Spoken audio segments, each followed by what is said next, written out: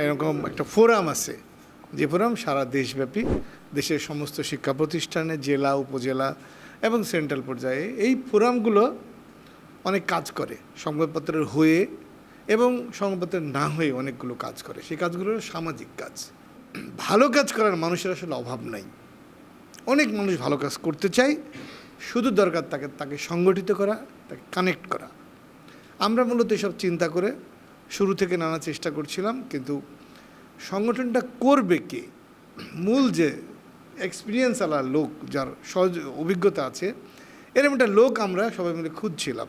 আগে সংগঠনটা করেছে, একদম পুরো নেটওয়ার্কটা বুঝবে, কাজটা করবে, এরকম কাকে পাবে। পরে রাজ্জাককে পেলাম, যে রাজ্জাক তার আগের প্রতিষ্ঠানে এই কাজটাই করেছে এবং এটা শুরু থেকেই। তখন আমরা বললাম তাহলে রাজ্জাককে এই কাজটা দিই। এরপর রাজ্জাকের সাথে আমাদের আলাপ হলো। আলাপ হওয়ার পরে আমরা শুরু করলাম যে ঠিক আছে আমরা কীভাবে আগাবো। এই প্ল্যান করতে করতে আসলে আমাদের কোনো জিনিসই এত দ্রুত হয় না, একটু টাইম লাগে। সেইভাবে টাইম লাগলো। তারপরে আসলে নামটা কীরকম হবে, প্রায় গোটা 40 মতো আমরা নাম জোগাড় করলাম। 40টা মতো বিভিন্ন জনের কাছ থেকে নিয়ে নাম দিই। সেই নাম বাছাই করতে করতে আমাদের হয় না, কেউ ওটার অংশ, কারো এটা নানা ধরনের। পরে আমি আর রাজ্জাক বসে একদিন ঠিক করলাম পাঠক বন্ধু, যে পাঠক সেই বন্ধু।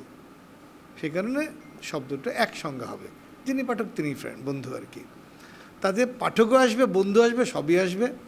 এই প্রতিষ্ঠানটা কীরকম হবে তার একটা স্ট্রাকচার ঠিক করেছি। এই প্রতিষ্ঠানটা মূলত 3টা ফর্মে হবে।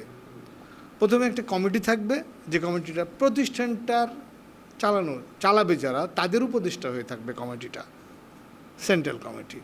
আমরা মূলত সেই কমিটিতে থাকবো, আমরা বা আমাদের প্রতিষ্ঠানের লোকজন।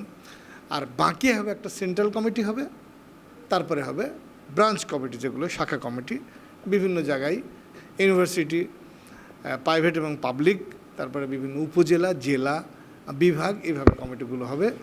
এবং রাজ্জাক ইতিমধ্যে তার নিজের দক্ষতায় অনেকগুলো 100টা হবে না, 100-র উপরে প্রতিষ্ঠানের সাথে যোগাযোগ করে সেখানে মোটামুটি কমিটি করার ব্যাপারে সে প্রতিনিধি তৈরি করেছে। বলতে পারেন আজ থেকে পাঠক বন্ধুর যাত্রা শুরু হলো। হ্যাঁ।